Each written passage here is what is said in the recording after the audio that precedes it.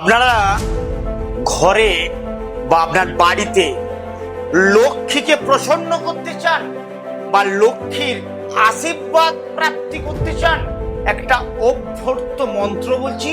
এই মন্ত্রটি আপনারা প্রতিদিন সকালে উঠে আপনারা স্নান করে শুদ্ধ বস্ত্র পরিধান করে এই মন্ত্রটি জপ করুন। নমস্কার, আমি জ্যোতিষতান্ত্রিক শ্রী গোপাল ব্যানার্জি। আজকে একটি মন্ত্র বলবো। সেই মন্ত্রটি যদি আপনি প্রতিদিন সকালে উঠে হাত জোর করে নিজের যে ইষ্ট দেবতা বা দেব আছে, দেবী আছে, তার সামনে বসে করতে পারেন, আপনার বাড়িতে লক্ষ্মী দেবী প্রসন্ন হবে। আপনার অর্থ কষ্ট থেকে মুক্তি পাবেন, নানা সমস্যা বাধা থেকে আপনারা মুক্তি পাবেন। কি সেই মন্ত্র?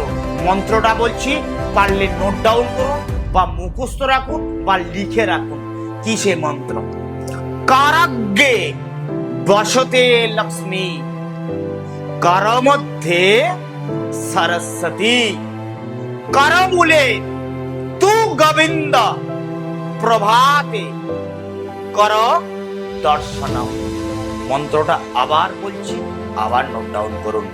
কারাগ্রে বসতে লক্ষ্মী, করমধ্যে সরস্বতী, করমূলে তু গোবিন্দ, প্রভাতে কর দর্শনম।